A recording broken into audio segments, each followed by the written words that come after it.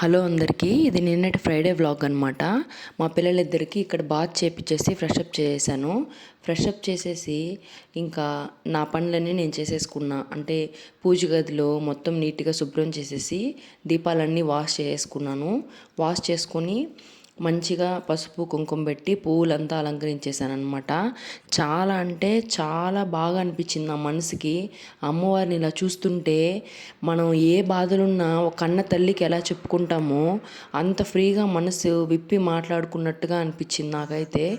చాలా బ్యూటిఫుల్గా అనిపించింది. ఎప్పుడైనా అమ్మవారు ఏ బాధలో ఉన్నా సరే మనకి తీరుస్తారనమాట.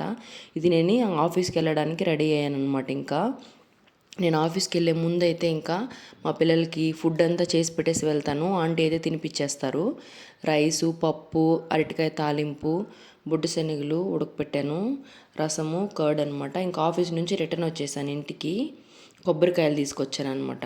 మా పెద్దోడికి నేను ఇలా జంక్ ఏం తానండి, ఆఫీస్ నుంచి ఏదో ఒకటి ఎక్స్పెక్ట్ చేస్తాడు. అందుకని తనకి కొబ్బరి, లేత కొబ్బరి అంటే చాలా ఇష్టము. అందుకని కొబ్బరి తీసుకొచ్చాను అనమాట. కొబ్బరి నీళ్ళు కూడా తీసుకొచ్చాను. అందుకని అది చూడగానే హ్యాపీ నా జషు అంటే హ్యాపీ అమ్మా అన్నాడు. యాపిల్, బనానా తీసి పక్కన పెట్టేసి ఇది తిన్నాడనమాట. తినేసి చాలా అంటే ఎప్పుడు నాకు అంటే జంక్ ఏం తినద్దు నాన్న అని చాలాసార్లు చెప్తూనే ఉంటానన్నమాట. అది తినేసాక కాసేపు పిల్లలిద్దరినీ ఆడించుకుందామని చెప్పి నేను వచ్చిందే లేట్ అయిపోయింది. ఆల్మోస్ట్ 5 అయిపోయింది అనమాట ఆఫీస్ నుంచి రాగానే.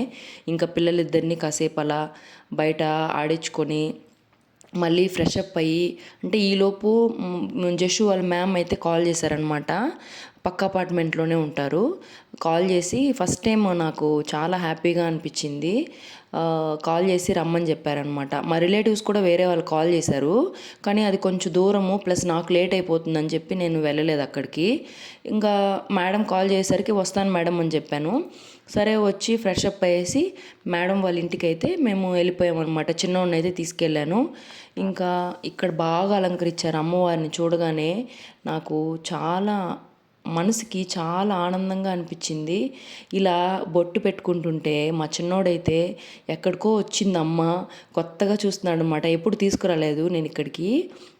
పెద్దోడినైతే మామూలుగా ట్యూషన్కి ఈ మధ్యన టీవీ ఎక్కువ టైం స్పెండ్ చేస్తున్నాడని చెప్పి ఇక్కడికి తీసుకొస్తానమాట నేను.